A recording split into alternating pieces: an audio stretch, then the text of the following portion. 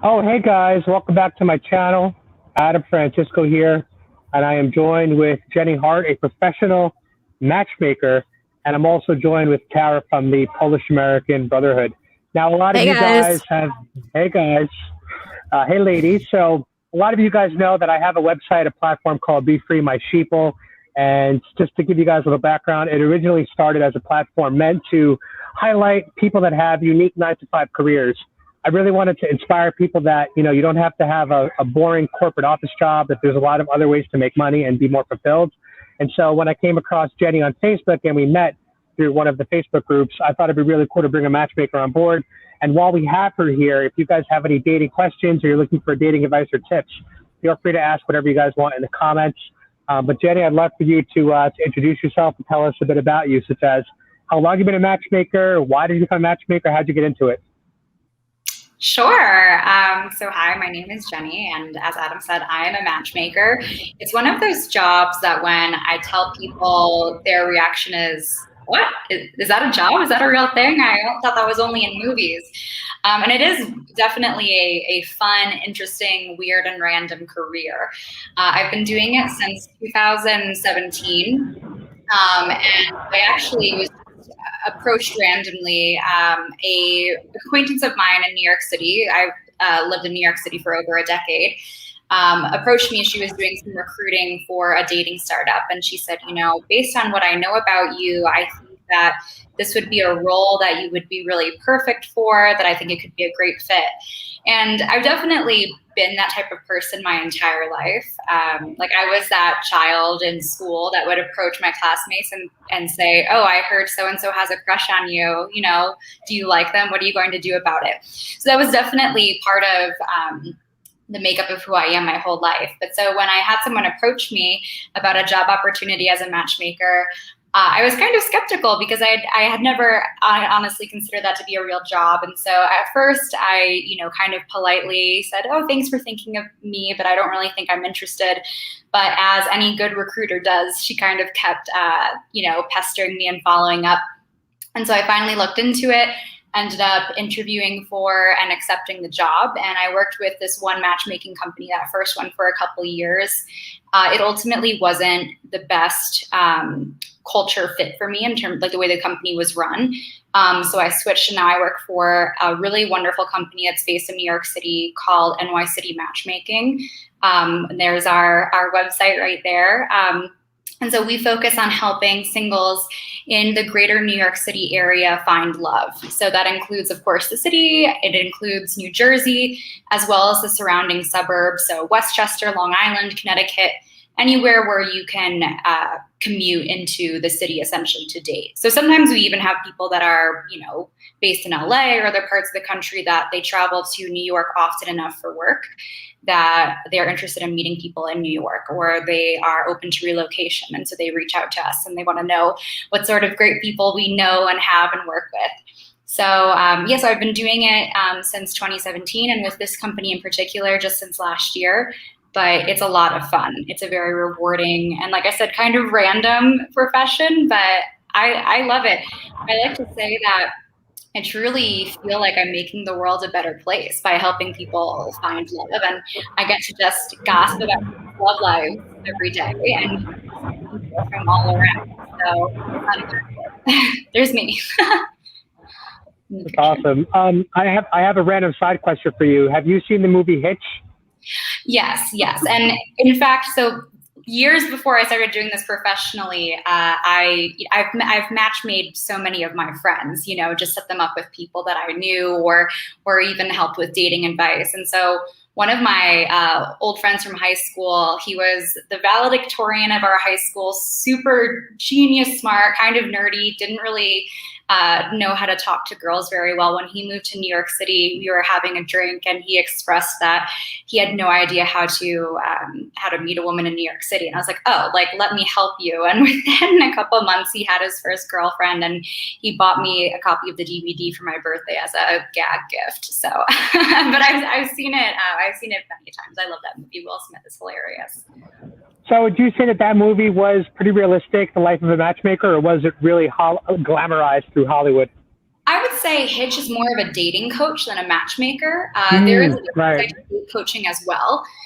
So kind of the general difference is a matchmaker just sets you up on dates. Well, I mean, it's more nuanced than that, but that's the gist. Whereas a date coach helps you become a better dater, you know, helps you improve on the areas in your life that need improvement when it comes to meeting someone of the opposite or same sex, depending on what you're looking for.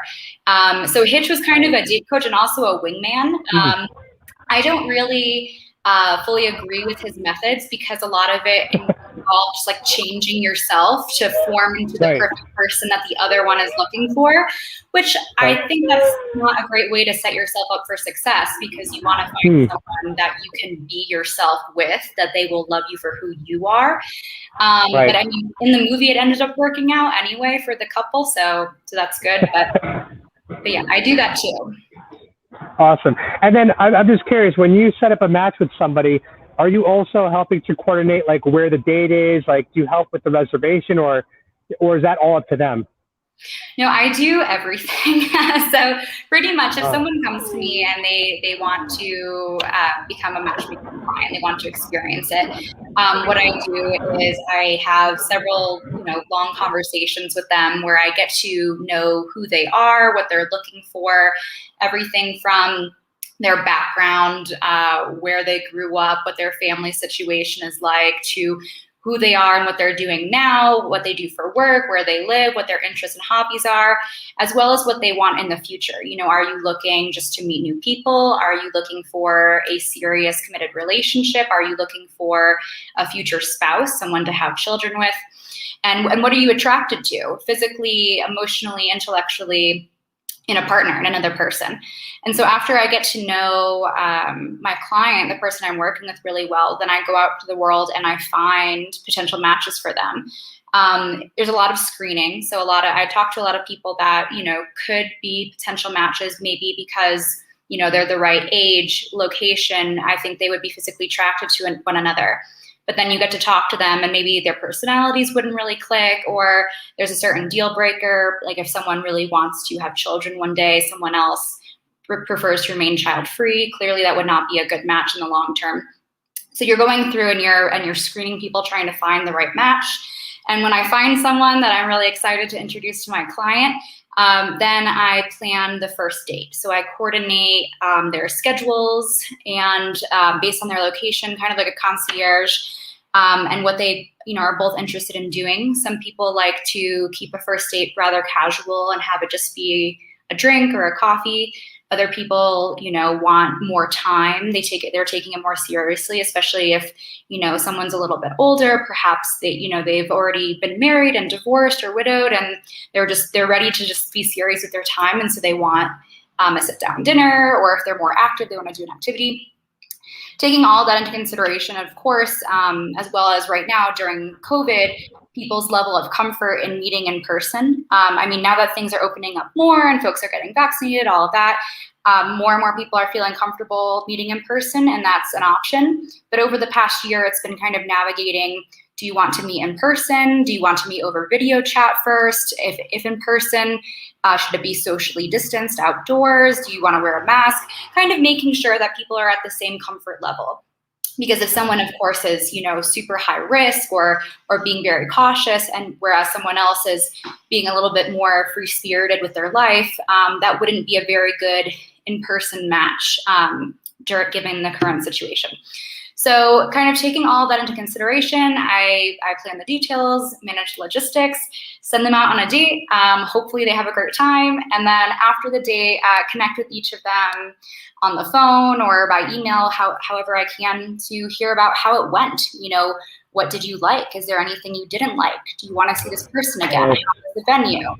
And then kind of from there, hopefully they both want to see each other again. And in that case, I exchange their contact information and politely dip out and kind of wait to see how it goes. And hopefully it turns into something special. And if not, if it fizzles after a few dates, which sometimes it does, then it's back to the drawing board. Let's find you a new match. Wow, that's pretty awesome to have, I guess, almost like a middleman helping you out. throughout, the whole process. So that's really cool. And yeah, I was wondering like how it works during COVID. So right now, when you screen your clients, are you doing it all virtually through laptops and FaceTimes? Yes, lots of video chats, lots of stuff like this. I'm on Zoom all the time. I definitely suffer from screen fatigue, as I'm sure everyone else in the world does, where I'm tired of looking at my computer screen. Of course, I love to meet people in person as often as I can, and that's something I used to try and do a lot more before the pandemic. Anyone that I was working with, I wanted to meet them in person minimum once, so we could see each other face to face. But I'm doing the best that I can where, we'll talk over video chat. And I've also, I find myself casually texting my clients more now than I used to even. I think to kind of try and help us feel more connected, even though we can't meet up in person for, to catch up or to grab a coffee. I want them to feel like, we still have a connection and they can still reach out to me anytime and that I'm a real person. I'm not just, the Wizard of Oz behind the computer screen on the video call. So. Yeah, I mean, I agree with you. Okay, Tara, go ahead. I was just going to ask about what are some of the most important qualities that you think for matching people? What do they have to have in common or their beliefs? What are some important qualities to have a successful match? Well, everyone has their different qualities that are important to them. And that's something that I ask. We go down the line of what are you looking for? So, I love to talk first about attraction physical attraction, because people sometimes feel like it's taboo. They're embarrassed. They don't want to say they're looking for someone that looks a certain way or doesn't. I'm like, let's just get this out of the way. What are you physically attracted to? Tell me about your type. Is there anything you're especially drawn to or especially not drawn to? Of course, I can't conjure up, the perfect person from a magic pot, because that's not how the world works. We're finding people. And so they might, be your perfect physical type, or they might be someone that has a lot of the physical qualities you're looking for, but, maybe they're an inch shorter than you preferred, or their teeth are crooked or what have you. But I love to talk about that first. And also rank it on how important is physical attraction to you? Probably unsurprisingly, men sometimes put a little bit more value on physical attraction than women do. Women tend to be more open-minded to maybe other qualities. But so kind of getting that out of the way. And then we're talking about, interests, hobbies, the future. Again, talking about the potential of marriage and children, that is one of the biggest deal breakers for people. Most of the time, if you're coming to work with a matchmaker, you are serious about taking the next step in your journey to find love, whether that means you're ready for marriage or not, but you're ready to stop, dating bozos and meet someone quality and have a real relationship. And so if someone, wants to get married one day, and that's where they definitely see their future heading, versus someone who absolutely does not want to get married one day, I mean, that's really important to take into account. Same with starting a family. I also love to ask about religion and politics, not only where each individual stands in terms of those, but what that means to them. How important of a role does it play in their life? And how do they feel about what their partner's beliefs are going to be? Do you want someone who has those exact same values as you, or are you open-minded? Is it okay if they think differently, as long as, they're not the complete polar opposite? So we talk about a lot of those things. But ultimately it comes down to, I let my clients guide me with what's most important. I tell them that they can have a total of 3 absolute must-haves and 3 absolute deal breakers. Anything beyond that is preference that I will try my best to meet in terms of the matches I'm presenting you with. But like I said, I can't just create the perfect person out of thin air. So if there are 3 absolute things that you need, this person needs to want to have children one day. This person needs to be able to have a great sense of humor. They need to, live within the same city as me, something like that. Deal breakers usually include absolutely no smokers. A lot of people say that, or they absolutely can't have this certain political view, or they can't, X, Y, and Z. And so I give people a maximum of 3 in each category, just to keep expectations realistic?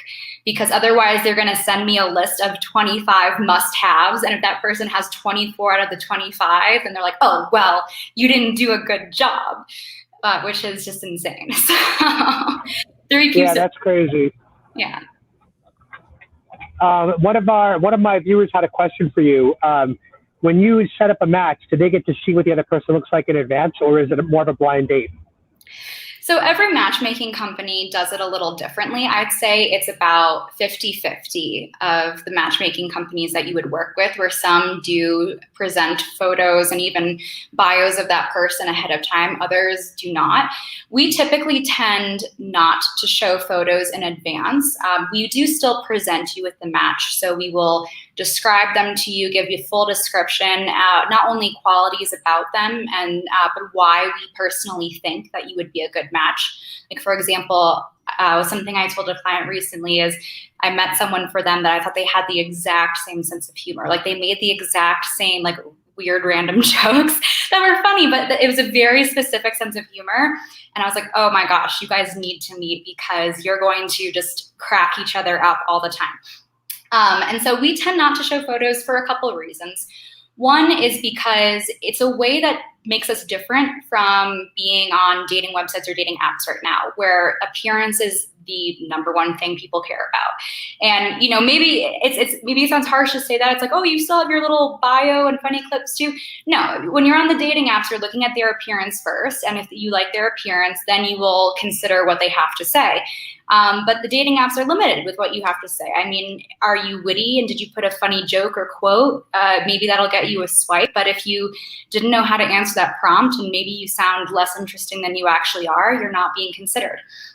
And so I want my clients to trust me, that I know what they're looking for in terms of attraction. And that's why we talk about it so much about physical attraction. It's like, I want you to trust me. I know your type. We've discussed it ad nauseum. I often ask people to send me pictures of their exes or celebrities they're really drawn to. I prefer the exes because that's realistic. These are people you've actually dated versus like, oh, I want someone that looks like, Scarlett Johansson. I'm like, cool, me too. Like, who doesn't? Like, that's not really Scarlett Johansson. Sorry. So I love talking about that. And so we tend not to show photos just because I'm like, listen, trust me, if you end up not being attracted to this person, then we'll dive back in, have a more serious conversation about your attraction to make sure I get it right the next time. But I know what you're looking for, so trust me on that. So it's one way to make us different from the apps, where the focus is more on the reasons beyond attraction of why we think you're a good match. Like I said, whether it's similar personalities, similar life goals, you're both, looking for the exact same thing, and you're both in the same point in your life where you're ready to take the step. You have the same hobbies, you both love to get out of the city and go hiking. You can go hiking together, things like that. The other reason is confidentiality. We have a lot of really high-profile clients that we work with. I won't go as far to say celebrities, but celebrity adjacent, friends and siblings of celebrities, or high-profile CEOs, people that are known in the public eye. And so just for confidentiality, we don't show their photo very readily, because that's one of the reasons they come to us, is they don't want to be spotted by a business colleague on Bumble, so they like our discretion. So my company personally doesn't show photos. Yeah, I remember when I used to work in the corporate world, I would often see coworkers and colleagues on the dating apps, and it was always very awkward. Yeah, that's happened to me too. Especially when you match, it's like, oh, this is so strange. So I'm curious, do most of your clients, is race important to them? Like, for example, do they say, I only want to date an Asian girl, I only want to date a black guy? Does that come up often, or is that not so common? It definitely comes up. I think, I try and encourage people to be as open-minded about everything as possible, because the more open-minded you are, the greater the possibility of meeting someone who will be wonderful for you. The thicker and stricter of a checklist you enter with, the more you're limiting yourself. That said, I mean, if you are pretty set on, I am attracted to people that look this way, and if that includes race, Like I am very much attracted to, people in this demographic, or I'm really just honestly not attracted to people in another demographic, then we honor that. I don't want to set you up with anyone that you're not going to be attracted to, because that is not going to be a successful match. Like I want success. That said, if anyone comes in, with very bold, for example, you're like, I will only date Asian men or women, then it depends on how realistic that request is. But yeah, I tend to, if people come in and they say I prefer someone that looks a certain way, then I love to take that into consideration as a strong preference. But I ask them, like, okay, but who else are you willing to date? So you're attracted to Asian women.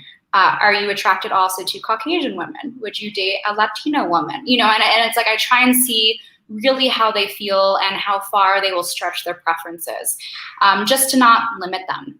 Because what if I meet someone who is absolutely perfect for them in every single way, but they're white and not Asian? Would you consider meeting that person? So it depends. But I would say, most people are pretty open-minded.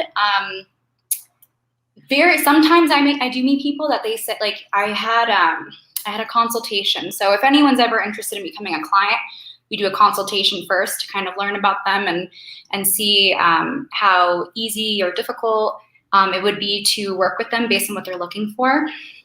And I had a gentleman who was a Black man who said he only wanted to date Caucasian women with very specific, like, bodily measurements, that she had to have these exact measurements and would only be Caucasian and had to be this tall and her boobs had to be this big. And I was like, that's not really how this works. I'm happy, like, if we were to work together, of course I would keep your preferences in mind. And if you really want to come down hard and say, I will only date Caucasian women, then okay, I can find Caucasian women that would want to date you.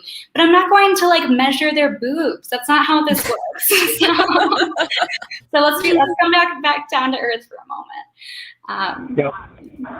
A question from one of our viewers also is, what do you do if you have run into a client that has PTSD?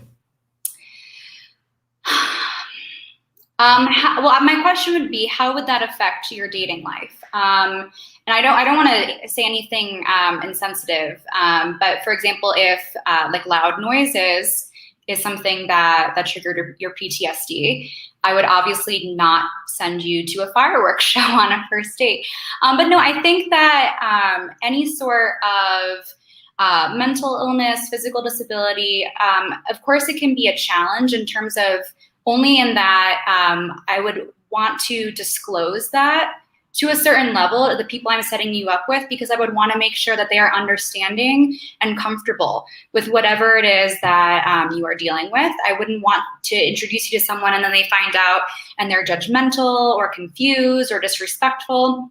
So I would like to, if it is something that impacts your life enough that you have challenges dating because of it, it is something that I would disclose to potential matches to make sure that it wouldn't be an issue. And then I would just ask you, well, what does that mean? How is that going to make my life easier or more difficult as your matchmaker? What do I need to know? Again, is it a matter of certain places that you cannot date? Are there certain actions or phrases even that would trigger an episode that I should be aware of in terms of not only how I communicate with you, but potentially how a match would communicate with you? So it would just be something that my client and I would talk about and make sure we are on the same page in terms of how this would affect their dating life. Good question, Tara. Do you help LGBTQ people that are looking for a relationship? So yes and no. Yes, because I will help anyone. Also, I think it's illegal to not help someone based on their sexual orientation, race, disability, religion. But when it comes to dating in the LGBTQ sphere, I personally am not an expert. I am a straight cisgendered woman, and there are lots of LGBTQ matchmakers that specifically specialize in that community. So usually when I have someone reach out to me that is LGBTQ, which of course happens, I can tell them, of course I would love to work with you, but, I'm not interested in just taking your money and then maybe you're not going to have as successful of an experience as you could have with someone who is part of the community, who's more nuanced, who understands a little better and more personally what it is you're looking for and what your dating experiences, past, present, and future, have been and will be like. And so I tend to, when I have inquiries from someone who's gay or lesbian or trans, or I tend to refer them out to an LGBTQ matchmaker. There's one woman in particular, her name is Kara. She works with another matchmaking company called 3 Day Rule, and she specializes in LGBTQ matchmaking. And I like to send them her way because she is a pro. So yeah, I mean, I'm happy to help, but also my focus is for you to succeed. And sometimes that means being able to step aside and say, you know what, I might not be the best person, but I do know someone that is. And one of the benefits to being a matchmaker is I'm connected to other people in this profession from not only all around the United States, but around the world. I'm part of a Matchmakers Alliance where we collaborate with each other and support each other and also give referrals.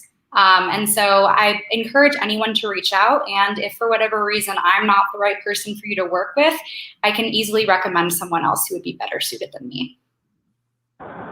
Got it. Yeah, I was just curious because obviously, you know, I'm on the dating apps. I've been on them for years. But what I've noticed in the past couple of years is there's been a rise of transgender women that appear on my matches that show up, you know, and then I get to choose to swipe right or left. And most of the time, from what I see, they will put trans women in their bio. And obviously, I think that's a good thing because I think it's important to be transparent about those kind of things because, you know, some men are okay with that, and then some men aren't. So I was just curious if you guys were you know, working with the LGBT. It sounds like you do, but there are other companies that you think might be better suited for that specific you know, demographic. Right. Yeah. I mean, if someone says they want to work with me, dead set, I will only consider you. Well, first of all, thanks, I'm flattered. And second of all, sure, you know, I'll try my best to make it work. And that might mean, you know, tapping into these resources and collaborating with other matchmakers and maybe seeing if they know someone that I could introduce my client to.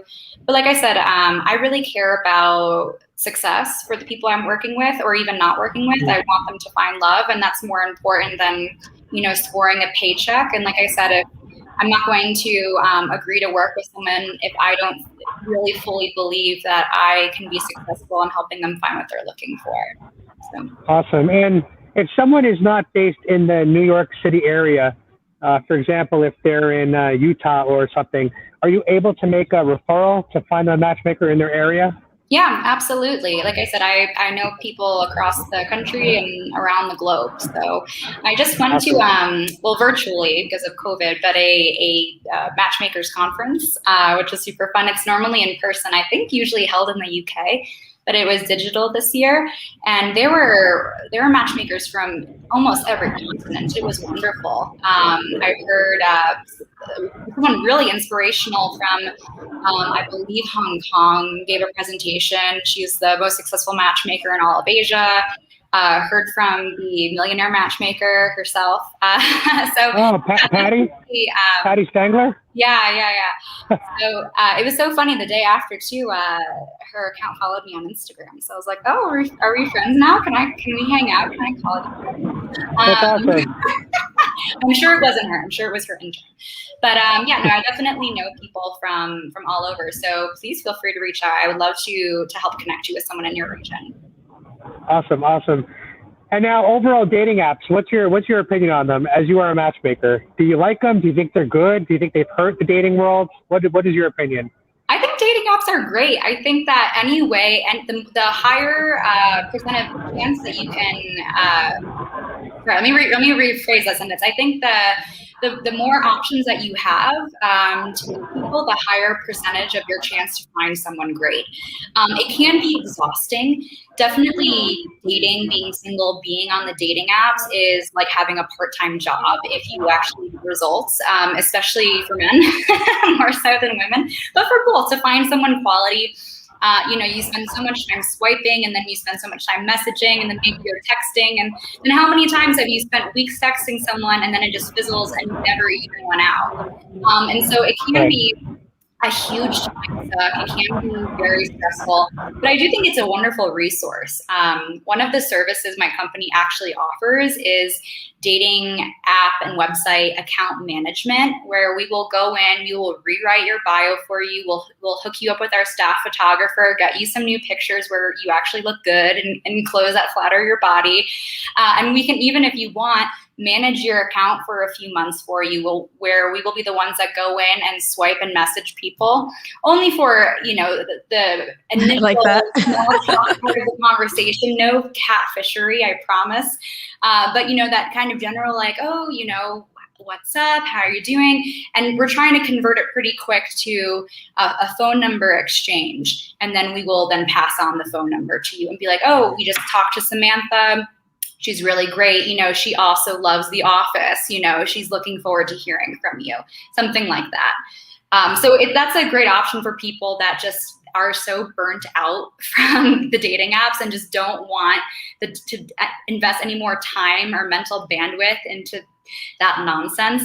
But it is a great resource. So yeah, I'll do it for you. Then you don't have to worry about it. So basically, like account management, like I can hand over my dating apps and your team will like vet people and then present you like, hey, this, oh my God, that would save me so much time. Yeah. I've certainly used a lot of dating apps. Adam, remember when me and you like matched on a dating app before? Yeah, that's how me and Tara got back in touch, was through a dating app. I was like, wait, didn't you go meet in drinks years ago? And she's like, yeah. I'm like, how about we become Facebook friends this time? And now here we are as YouTubers years later. Yeah, the one thing I'll say about dating apps, which I am not a fan of, is that it seems to me that a lot of the younger women on dating apps, like in the young 20 range, they're only there for a few reasons: to grow their Instagram following, to grow their OnlyFans following, to be a sugar baby. So the problem I have is when I'm on the dating apps and I see the most beautiful 23-year-old girls, that's what 99% of them are: Instagram followers, OnlyFans followers, or sugar babies. And so I think what happens is, as you get older, because now I'm 37, and as you might consider more of a serious relationship, I do think that there's a lot of use of using a more targeted approach in addition to also staying on the dating apps and casting a wide net. But as Adam, you know, can I ask you a question? You're 37. Why are you trying to pick up 23-year-olds? So, all right. I mean, I'll be honest. I personally, I enjoy living a free lifestyle. I don't plan on getting married in my lifetime. And so I just enjoy, going out with different ladies from time to time. And so for me, well, I'm going to tell you why those are your research results, because the people that are interested in growing their following or being sugar babies, those are the only 23-year-olds that have 37-year-olds within their preferences. You're not seeing the normal young women because they don't want to date. I noticed that. Sorry. Right. So my settings in my defense, my settings in my defense are 21 to like 45 or something like that. So I am casting a relatively wide net. But what you're saying is, on their end, they're also putting in a setting where they're looking for older men. And so that's filtering it down to sugar daddies, where they're looking for sugar daddies. On dating apps, you're only going to see people that fit into each other's preferences. And so you might, open it up at starting at 21 up to 40, whatever, and you're totally open-minded, but you're only going to see women that also have your demographic, whether it's not just age, but maybe it's age, location, race, religion. You're ticking all of those boxes in terms of what they're looking for or what they're open to. And so while you might be casting a wide net, it's still dependent on what the women are putting in for their preferences. And not that there's anything wrong with dating younger, but that is kind of a more significant age gap. I think you would probably have a lot more success finding quality profiles if you started at like 26 or 27 instead of 21. Yeah, I mean, I agree. From my experience in the last, couple years, 5 years of being single, I do agree with you that going in the upper 20, lower 30 range, in terms of just the connection, has made me more fulfilled. Because obviously more life experience, more maturity, they're more independent, they have more experience in a career. So I do agree with you that I think setting an older age for someone in their late 30s would make more sense than preying on 22-year-olds. I agree. I'm with you. I'm with you. I have another question for you. Thoughts on sex on a first date? Because this comes up a lot. Do you think, as a professional matchmaker, having sex at a first date is a good thing, a bad thing, or it just depends?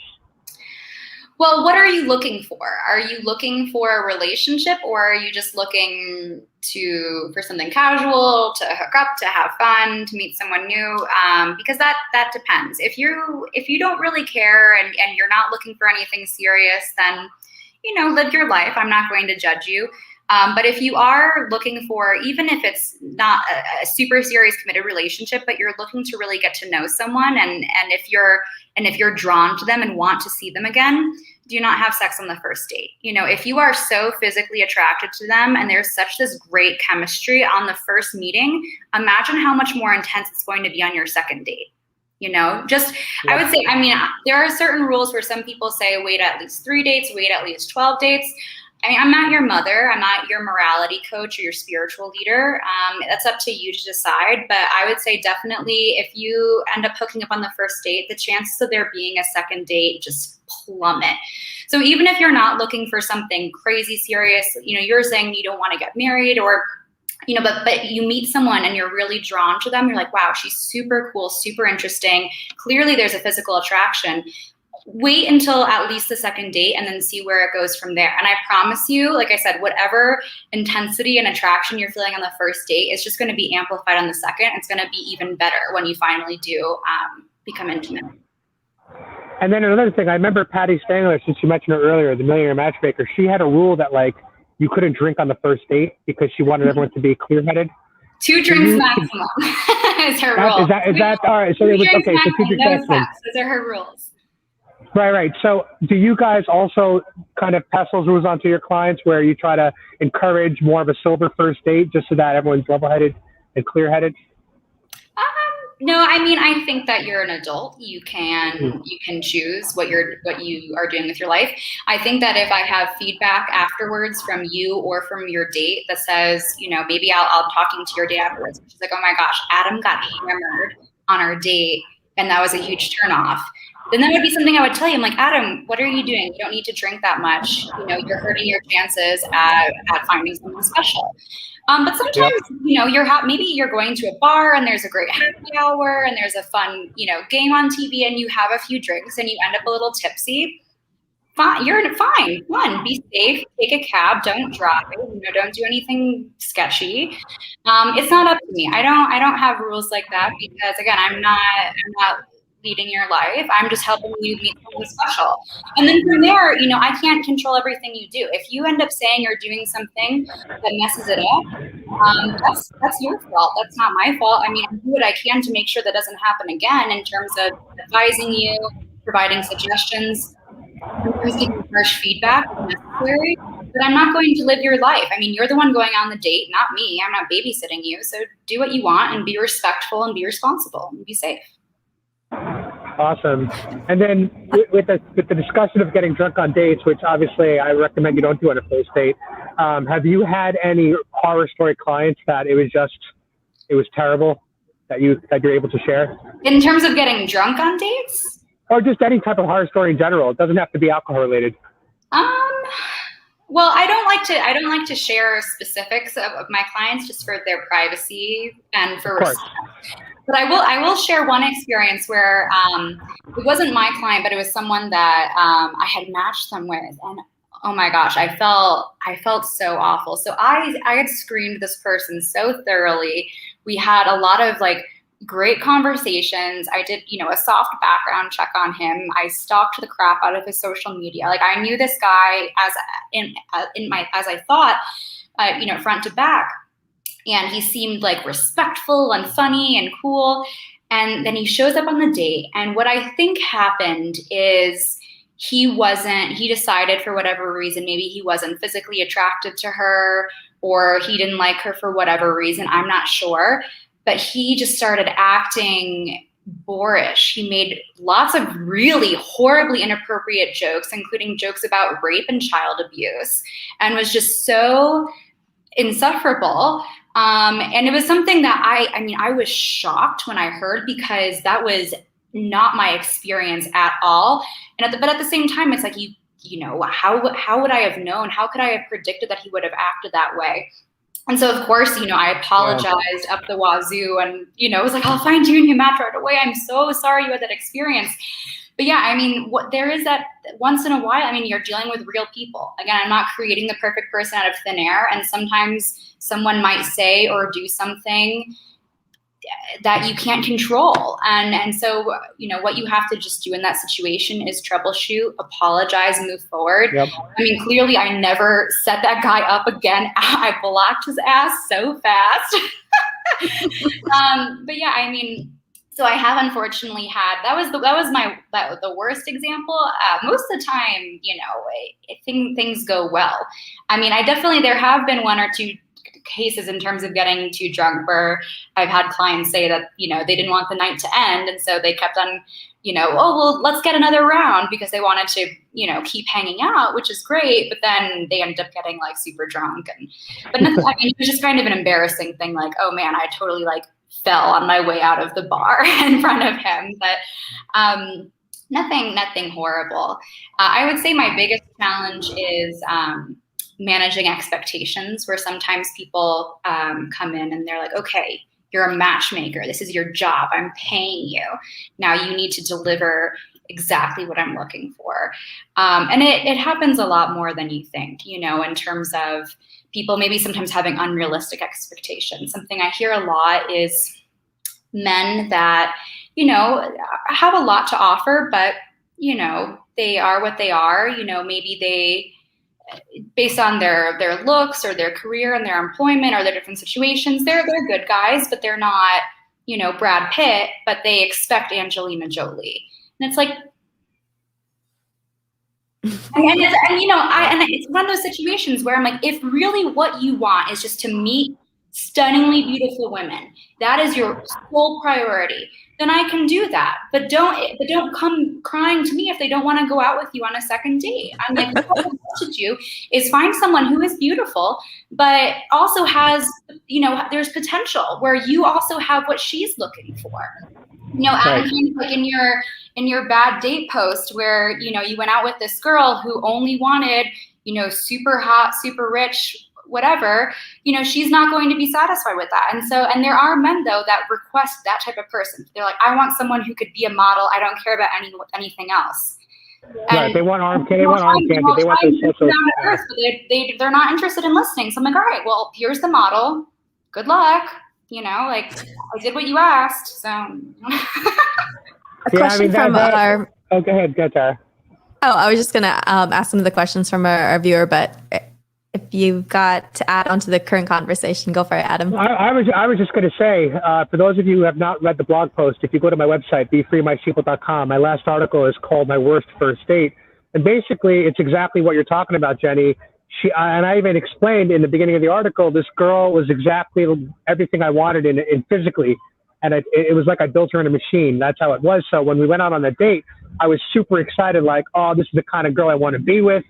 And then it ended up that she was just a horrible, horrible person. And, you know, that is someone that I wouldn't want to be with more than one day, one night. And so that's what you're referring. If you guys have read the article, go check it out. Tara, you have some questions from your audience, and then I'll ask some questions from my audience too. Yeah. Do you do background checks on like a client, like a criminal background check? We don't, just because that is a lengthy and expensive process. And I'm sure there are certainly some matchmaking companies that do that, but we don't. But I'm very creepy. I am the classic millennial Facebook stalker. Like, there's so many like hilarious memes out there where it's like, give me his first name and like one other fact about him, and I will tell you like his social security number in 10 minutes. Like, I mean, I'm joking, but I'm very good at navigating the internet. And if you have an internet presence, not to like creep you out, I'll probably find it, and not to do anything weird, but just to get a sense of basically that you are who you say you are. yeah, and I mean, I have lots of conversations with people. Ultimately, like I said, I can't control everything. Like that one example of that man who acted inappropriately on the date. I knew so much about him, and even still, there was no way for me to know that he was going to do that. That was just him. He clearly showed me one side of his personality, and unfortunately showed his date a different side. But I would say, we do more than probably you would do in terms of someone that you're meeting on your own, whether it's at a bar or on Tinder, because I'm having long, thorough conversations with them. I'm seeing what they look like face to face. I'm creeping the crap out of their Facebook and Instagram and all of the above. So I think, we get a pretty good sense of who people are when we're working with them or introducing them to one of our clients. But we don't do legal background checks. No. A question I had is, how do you guys charge clients? Is it a one-time fee? Is it a monthly retainer? One of my viewers was asking. Sure. So so there's a couple of different ways to work with us. One way is completely free, and that's if you are interested in being matched or you're open to the possibility of being matched. We have a confidential and complimentary database of eligible singles that we pull from. So say Adam was my client, for example, and he told me he was looking for, a woman with X, Y, and Z characteristics. The very first place that I look is our database. We have a very comprehensive and wonderful database. And like I said, it's completely confidential. It's nothing you can Google or search through or swipe. It's only for the matchmakers. It's basically like having a digital Rolodex, if you will. So rather than having a bunch of manila folders on my desk, I have an online website. And so you can join our database, and there's no guarantees, but we have your information. You would list information about yourself as well as what you're looking for. And that's the first place I look when I'm going to match people. And so if I happen to have a client who fits your criteria and vice versa, then you can be set up on a date completely for free. If you want to retain my services and be an actual client, which means I am proactively recruiting and searching for matches on your behalf, and you have a guaranteed number of introductions, then we have different packages. The shortest one this is where you can sign up for free, guys. So we'll drop the link below. I hope you do. But we have different packages. Most of them are for a 6-month period of time, because that's a good amount of time, not only to get to know each other, but to ensure success. Something that I don't love when people do is they're like, oh, I'm paying X amount for this many matches, so that means each match is worth this. And, if I have one match and it's my first match and I don't love it, then I want my money back. And it's like, this is a process, and I mean, I'm a human. Once in a while, I'm very good at my job, just saying, but once in a while I will make a mistake, and maybe, the first person I introduce you to, it's not a love match, for whatever reason. Maybe, the physical attraction wasn't there, or, we got a personality trait wrong. Or what's more likely, something that actually happens, is people, as they're going through this process and as they're dating, they're realizing new things about themselves, about who they are, what they're looking for, something that they didn't think was important. They've realized actually it is important. Actually, I really want someone who has the same religion as me. I didn't think it mattered, but I've realized that it does. And so it's then us, refining our search. And so rather than it being like every match is equal and I get this number of matches for this amount, we're working together for a period of time. And by the end of it, the goal is for you to have the type of person that you're looking for. And sometimes that'll happen on the first date. Like that does happen. I know someone who wasn't my client, I wish, but my colleague, Michelle, the founder of my company, she set someone up on one date and they got married like shortly after. It was just the perfect match. So that does happen. Sometimes it takes a few tries because for whatever reason. And so we really like working with people for 6 months because that's a good amount of time to truly get to know each other and get a real sense of what you're looking for, and to have, a few tries. But we do have options that are 3 months as well if you're not ready to take a commitment of a full half a year. So yeah, 3 months is kind of the minimum that we'll do. And then we can do, of course, longer than 6 months, but 6 months is the sweet spot. Because hopefully you're in a relationship at the end of that. Right. One of my viewers asked if you wanted to learn more about dating or some dating advice or tips, are there any books that you know of or resources that you'd recommend they check out so they can polish and, understand how to date better? Books and resources. Well, so there's one woman. She's not a matchmaker so much as like a psychologist, but she's part of the Matchmakers Alliance that I mentioned that I'm part of. Her name is Dr. Terry. I don't remember off the top of my head what her last name is, but if you Google like Dr. Terry Love, whatnot, she is brilliant, and she's written a lot of books about finding love. She's conducting this one giant research project right now where she's been following married couples for I think the past 30 years and tracking, who is still married out of the people she, first connected with, what are their relationships like, and she's been doing a lot of fantastic research and learning a lot, and she's published many books, and so she's definitely someone that I think is brilliant, and I would recommend her work. Is it Carrie Jenkins?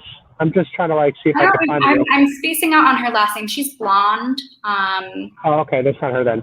Yeah. So, but Terry, okay. I think Terr. Orbuck? What is it? Terry Orbuck? I think that's it. I think that's it. Good job. Good job, Terry. Your Google skills are much better than nothing. I know. I'm right when I'm talking about how creepy I am. I'm like, what's her name? If I'm trying to give y'all my full attention and not be Googling on the side. But hey, no, Tara's got the studio. Yes, this is her, the love doctor. Screens. Yeah, this is her. Awesome. I see it, Dr. Terry. I'm the man in the chair. Yeah, she's the man in the chair. That's right. Thank you, Tara, for the assistance. Very, very cool. That's let me see. Do you have any more questions on your end, Tara? I think you covered a lot of them. I'm going to sign up for this database, so you can refer me to one of your clients. Definitely. Sure. Tara does like very distinguished gentlemen, so hopefully it sounds like you have a few of those in your network. Yeah. Awesome. I'd love to work with both of you. I mean, Adam, maybe when you're ready to be a little more committed, when you're in that period. I know right. I have to. I'm trying to get to the Philippines before I consider any more steps in my life. So once I get to the Philippines and I'm there for a while, then maybe we'll be in touch. Okay, sounds good. Awesome. Yeah, so I think I got all the questions from my audience. Some of them said they're going to sign up for sure, so that's kind of exciting for you. And we'll include all your links in the description of our video so they can find out more about you. And hopefully they'll reach out if they have any additional questions about your services or matchmaking.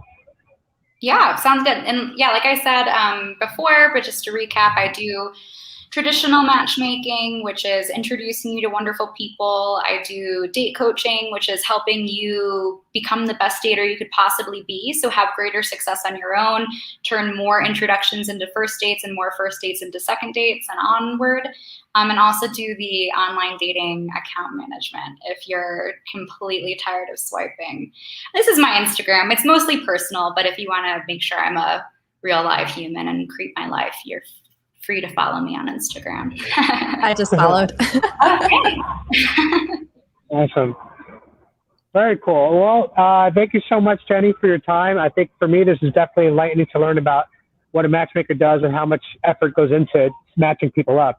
Sounds like a lot. So thank you again for your time. I really appreciate it. And maybe Tara will I'll become your client. Yeah, fingers crossed. All right. Well, thanks for having me, guys. It was great chatting with you. Awesome. Thank you. Bye, Jenny. Bye.